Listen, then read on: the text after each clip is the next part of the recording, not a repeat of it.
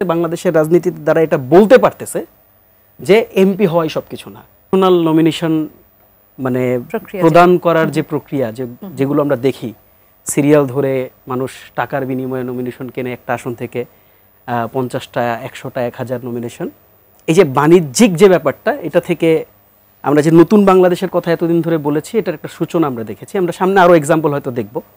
It's a very beautiful scenario, যেটা আসলে আমার মনে হয় যে আমরা সকলেই এটাকে আমরা অ্যাপ্রিসিয়েট করি।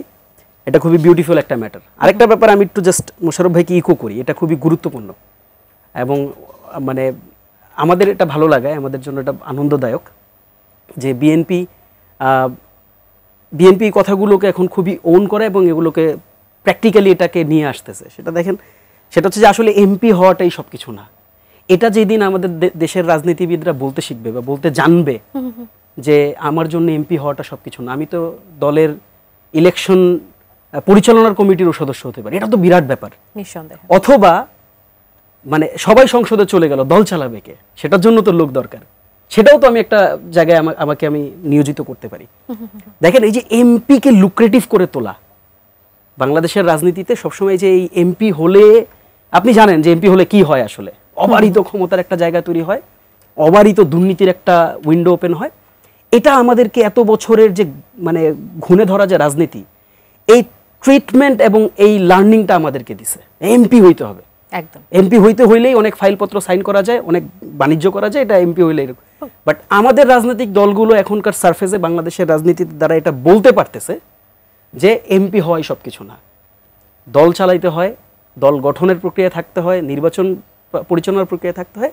These are the beautiful examples. আমার কাছে মনে হয় যে সামনের দিনে আমরা যখন আরও ওয়াইডলি, আমি আপনার টকশোনায়, আমি একাধিক টকশোতে আমি এটা বলেছি যে বিএনপির যে অ্যাক্টিং চেয়ারপারসন এখন যিনি আছেন, অ্যাটলিস্ট আর কেউ বুঝুক না বুঝুক, উনি তারুণ্যটাকে খুব সঠিকভাবে এখন বুঝেন এবং আপনি দেখবেন যে ট্রিটমেন্টটাও ঠিক ওরকমভাবেই কিন্তু হচ্ছে এখন। কাজে এটা একটা অ্যাপ্রিসিয়েটিং থিং। আপনি যে প্রশ্নটা করেছেন আমাকে, আসেন সেই প্রশ্নের উত্তরটা দেই। দেখেন, আমরা একটা নতুন রাজনৈতিক দল, আমাদেরকে মানে আমাদের জন্য কিন্তু চ্যালেঞ্জ অনেক। বিএনপির একটা বিরাট লেগেসি আছে, জামাত ইসলামের একটা বিরাট লেগেসি আছে, তাদের অ্যালামনাই আছে, তাদের অনেক সংগঠন আছে, তাদের সাপোর্টিং অর্গানাইজেশন আছে, যুব কৃষক নানাবিধ অর্গানাইজেশন আছে।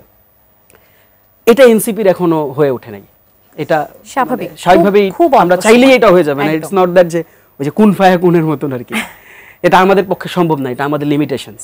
But yes, we have been working very seriously. আপনি দেখবেন যে আমাদের দুজন মুখ্য সংগঠক হাসনাত এবং সার্জিস, ওনারা লাস্ট অলমোস্ট আপনার 15 ডেজ ধরে তারা কিন্তু ঢাকায় নেই। তারা একেবারে লোকালি গিয়ে এলাকায় এলাকায়, জেলায় জেলায়, উপজেলাগুলো বসে তারা কমিটি গঠন থেকে শুরু করে, ইন দ্য মিন টাইম তারা বিভিন্নভাবে কিভাবে প্রক্রিয়াগতভাবে আমাদের আসনের জন্য ভালো প্রার্থী খুঁজে নিয়ে আসা যায়। কারণ আমাদের জন্য বার্ডেনও বেশি। আমরা নতুন রাজনীতির কথা বলেছি, আমরা এত বছর ধরে স্পেশালি গণঅভ্যুত্থানের পর থেকে আমরা বাংলাদেশের মানুষকে স্বপ্ন দেখিয়েছি। কাজেই আমরা যখন কোনো প্রার্থী দিব, এই প্রার্থীটা আমরা সবসময় বলেছি যে প্রার্থী হইতে হবে এডুকেটেড, প্রার্থী হইতে হবে যে আসলে সিস্টেম বুঝে, কনস্টিটিউশন বুঝে, অ্যাডমিনিস্ট্রেশন বুঝে, ডিলিংসটা বুঝে, প্রক্রিয়াটা বুঝে, রাষ্ট্র বুঝে, পররাষ্ট্রনীতি বুঝে, এরকম প্রার্থী হতে হবে। কাজেই এটা আমাদের জন্য একটু difficult, but still we have been working and very soon আমরা একটা বেশ ভালো জায়গায় আছি এখন। খুব দ্রুতই হয়তো আমরা আমাদের পক্ষ থেকে আসলে আমরা কতগুলো আসনে আমরা প্রার্থী দিতে পারবো, সেটারও একটা তালিকা আমরা আমাদের জায়গা থেকে আমরা পরিষ্কারভাবে জানাবো। ইতিমধ্যে আপনারা নিশ্চয়ই কভার করেছেন, আমাদের দলের কনভেনার তিনি এককভাবে একটা প্রেস ব্রিফিং করে তিনি দলীয় সিদ্ধান্তগুলো জানিয়েছেন। কাজেই সামনে আমরা আরও পরিষ্কারভাবে ব্যাপারগুলো জানাবো, যেহেতু এগুলো প্রক্রিয়ার অংশ। কাজে আমি আকবারিয়ান মন্তব্য করছি না, এগুলো যখন আমরা জানাবো অফিসিয়ালি, তখন আপনারা সবাই ব্যাপারগুলো জানতে পারবেন।